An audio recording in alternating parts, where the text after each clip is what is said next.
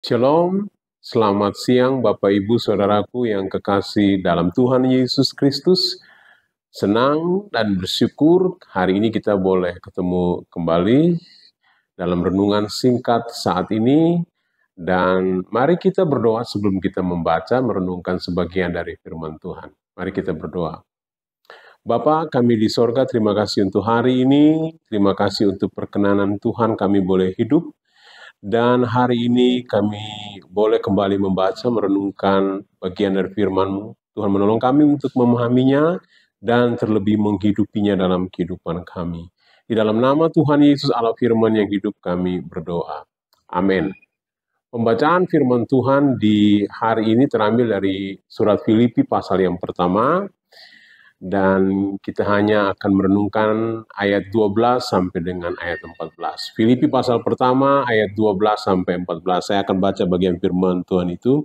Kesaksian Paulus dalam penjara. Aku menghendaki saudara-saudara supaya kamu tahu bahwa apa yang terjadi atasku ini justru telah menyebabkan kemajuan Injil. Ayat 13, sehingga telah jelas bagi seluruh istana dan semua orang lain bahwa aku dipenjarakan karena Kristus. Ayat 14, dan kebanyakan saudara-saudara dalam Tuhan telah beroleh kepercayaan karena pemenjaraanku untuk bertambah berani berkata-kata tentang firman Allah dengan tidak takut. Berbagai kita yang membaca dan merenungkan firman Tuhan serta melakukannya dalam kehidupan kita dari hari ke hari. Bapak Ibu Saudaraku yang kekasih dalam Tuhan Yesus Kristus, dalam bagian teks firman Tuhan yang kita baca, Filipi pasal pertama ayat 12 sampai dengan ayat 14, kita bertemu Paulus menyinggung sebuah hal yang penting, yaitu kemajuan Injil. Pada saat kita berbicara tentang kemajuan Injil, tentu ini bukan hal yang mudah.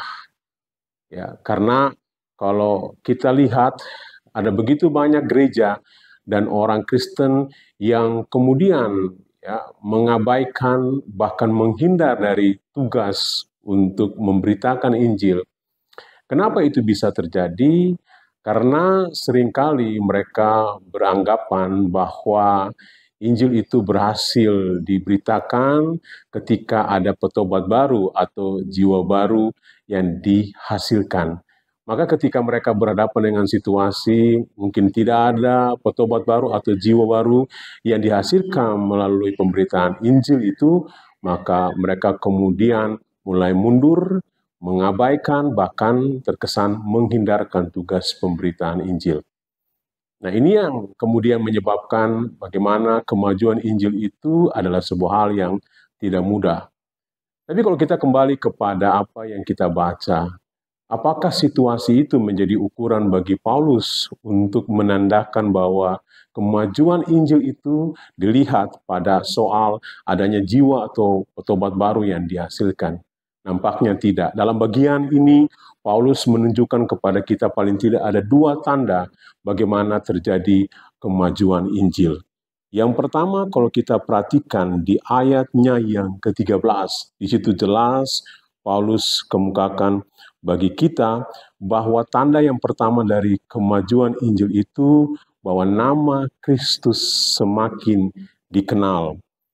Peristiwa pemenjaraan Paulus itu kemudian di ayat 13 ditunjukkan kepada kita bahwa orang-orang yang ada di istana atau seluruh istana dan orang-orang yang lain, dalam hal ini orang yang tidak percaya, mereka kemudian mengenal bahwa Paulus dipenjarakan karena Kristus, atau dengan kata lain, mereka kemudian mengenal siapa itu Yesus melalui peristiwa pemenjaraan Paulus. Dan ini menarik, pertanyaannya bagaimana sampai kemudian orang-orang di istana itu bisa mengenal nama Yesus? Bagaimana sehingga orang-orang yang lain yang belum percaya itu bisa mengenal nama Yesus? Dan ini tentu terkait dengan kehidupan Paulus. Kita tahu bahwa dalam surat Filipi ini ketika diceritakan Paulus dipenjarakan, ini semua menunjuk kepada Paulus dipenjarakan di Roma. Dan kita tahu sebagaimana cerita dalam Kisah Para Rasul 28 ayatnya yang ke-16 ketika Paulus dipenjara di Roma, dia dipenjara dalam kondisi yang sedikit bebas di sebuah rumah yang kemudian dia dijaga oleh seorang prajurit, dan di rumah itu dia bisa bertemu dengan banyak orang yang mengunjungi dia, yang datang menemui dia, dan kemudian mendengar pengajaran-pengajarannya pada saat dia berada di Roma. Dan dalam kondisi seperti itu, tentu bagaimana nama Yesus itu bisa dikenal oleh orang-orang di istana, ya, dan kemudian oleh orang-orang lain yang belum percaya. Ini tentu ya, itu Tuhan pakai para prajurit yang kemudian ditugaskan untuk menjaga Paulus. Setiap hari di rumah di mana Paulus ditahan, mereka menyaksikan Paulus bertemu dengan banyak orang, dia mengajarkan firman Tuhan, dia memberitakan Injil, ya, dia menguatkan mereka dengan firman Tuhan, dan itu kemudian menjadi sebuah hal yang diketahui oleh para prajurit, dan tentu lewat mereka lah kemudian apa yang diberitakan Paulus, firman Tuhan, nama Yesus yang diberitakan Paulus itu terdengar sampai di istana. Tapi hal yang menarik juga, kenapa sampai kemudian nama Yesus itu bisa dikenal oleh orang lain, bisa diketahui oleh orang-orang yang ada di istana, karena ini tentu berkaitan juga dengan sikap hidup Paulus. Bagaimana Paulus meresponi situasi dia ketika dia di penjara. Nampak sekali kita tahu bahwa dia meresponinya tidak dengan sungut-sungut, dia meresponinya tidak dengan kemudian kecewa, tapi ada sukacita yang ditunjukkan oleh Paulus. Dan itulah yang kemudian Paulus gambarkan kepada jemaat Tuhan yang kepada mereka surat ini ditujukan. Karena kita tahu dalam surat Filipi itu ada belasan kali Paulus bicara tentang sukacita kepada mereka. Dan tentu inilah yang juga dihidupi Paulus. Bagaimana Paulus menghidupi sukacita itu pada saat dia dalam kondisi yang sulit, itu menjadi alat kesaksian bagi para prajurit ini untuk mengkisahkan bagaimana apa yang ditunjukkan dari hidup Paulus, apa yang diberitakan melalui hidup Paulus, sehingga kemudian nama Yesus itu dikenal. Dan ini hal yang penting, yang menarik. Bagaimana tanda yang pertama kemajuan Injil itu bisa terjadi karena nama Yesus semakin dikenal, oleh karena pemberitaan yang dilakukan oleh Paulus, oleh karena kesaksian hidup Paulus, walaupun dia mengalami banyak sekali kesulitan pada saat dia dipenjarakan. Yang kedua, tanda yang kedua, bagaimana kemajuan Injil itu bisa terjadi. Ayatnya yang ke-14 ditunjukkan kepada kita. Di ayat yang ke-14 itu kalau kita simpulkan, maka di situ kita bisa tandai bahwa tanda itu berbicara tentang banyak orang Kristen yang semakin termotivasi. Termotivasi untuk apa? Termotivasi untuk kemudian bertambah berani, ya, memberitakan firman Tuhan, memberitakan Injil Tuhan. Mereka melihat bagaimana kesulitan, penderitaan yang dialami oleh Paulus, tapi kemudian itu membuat mereka bertambah berani. Ya, kata bertambah ini kalau kita perhatikan di dalam bahasa aslinya ditulis dengan kata perisoteraos. Kata perisoteraos ini bukan saja berarti bertambah, ya, bukan saja memiliki arti bertambah, tetapi memiliki makna hurufiah itu berlimpah-limpah. Jadi keberanian orang-orang percaya, orang-orang Kristen ini, ketika mereka melihat penderitaan Paulus alami karena nama Kristus itu membuat keberanian mereka bertambah-tambah, bahkan semakin melimpah dalam memberitakan firman Tuhan atau memberitakan Injil. Pertanyaan yang penting, dan ini menarik untuk kita renungkan, bahwa bagaimana mungkin dalam situasi yang sulit yang mereka lihat dialami oleh Paulus, dan ini bisa juga kemudian mereka alami, ya. Kesulitan itu bisa mereka alami, penderitaan yang dialami Paulus itu bisa juga dialami oleh mereka. Tetapi ini sepertinya tidak menakutkan mereka. Malah ini sebaliknya membuat mereka semakin bertambah berani. Berani mereka itu digambarkan berlimpah-limpah untuk terus memberitakan Injil. Kita bertanya, apa rahasianya? Apa yang kemudian menyebabkan mereka seperti ini? Kita tahu, ya.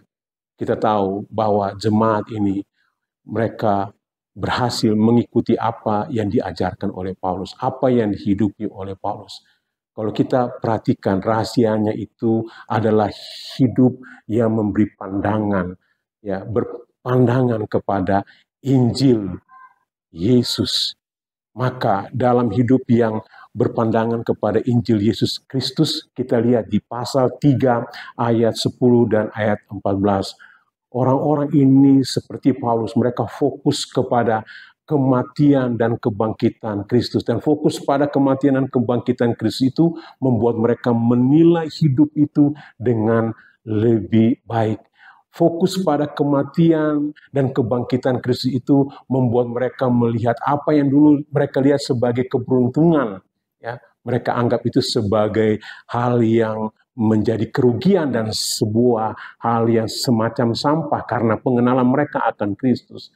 Hidup yang berfokus kepada kematian dan kebangkitan Kristus itu membuat mereka melihat bahwa kalau mereka hidup, maka mereka hidup bagi Kristus. Dan kalau mereka mengalami kematian, itu pun berbicara tentang sebuah keuntungan. Jadi bagaimana pandangan hidup kepada Injil, kepada kematian dan kebangkitan Kristus, itu membuat mereka berani dengan berlimpah-limpah untuk memberitakan Injil Tuhan. Sehingga kemudian terjadi kemajuan Injil di dalam kehidupan ya yang dialami oleh Paulus, bahkan itu juga bisa kita saksikan dialami oleh orang-orang percaya yang kepada mereka surat ini dituju. Bapak Ibu Saudaraku yang kekasih dalam Tuhan Yesus Kristus, bagaimana dengan hidup kita? Saya percaya Tuhan punya tujuan dengan hidup kita sebagai orang-orang percaya supaya melalui hidup kita, Injil itu diberitakan. Supaya melalui hidup kita, kemajuan Injil itu semakin dinyatakan. Tapi mari belajar dari kehidupan Paulus. Dalam situasi yang sulit, situasi yang penuh dengan pergumulan tantangan. Tapi pergumulan dan tantangan itu, lihatlah, bisa menjadi peluang bagi Paulus untuk tetap memberitakan Injil. Bisa menjadi peluang bagi banyak orang percaya untuk terus memberitakan Injil. Dan kita bisa mengalami hal yang sama. Dan Tuhan ingatkan kita melalui bagian firman Tuhan ini. Mari kita hidupi ya, Injil itu sebagaimana Paulus. Mari kita terus beritakan Injil itu.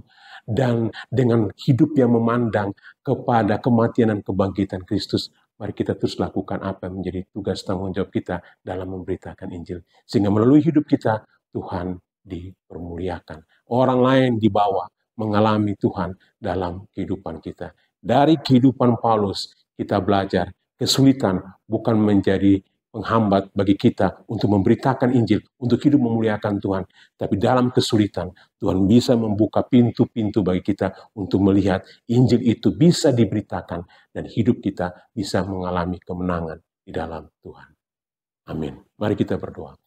Bapa, terima kasih untuk kebenaran firman-Mu. Tuhan tolong kami supaya dalam hidup kami menyadari panggilan dan tanggung jawab yang Tuhan percayakan supaya melalui hidup kami Tuhan Injil-Mu diberitakan. Apapun kesulitan tantangan yang kami hadapi, kami tahu Engkau sanggup bekerja sebagaimana Engkau bekerja dalam kehidupan Paulus dan juga dalam kehidupan jemaat Tuhan, gereja mula-mula, sehingga Injil boleh diberitakan. Kami tahu bahwa Engkau juga bisa mengerjakan hal yang sama dengan kehidupan kami. Tuhan tolong kami, mampukan kami untuk menghidupi firman-Mu ini. Berkati kami sepanjang hari ini dan waktu-waktu di depan dalam seluruh tugas tanggung jawab dan pergumulan hidup kami. Terima kasih, di dalam nama Tuhan Yesus kami berdoa. Amin.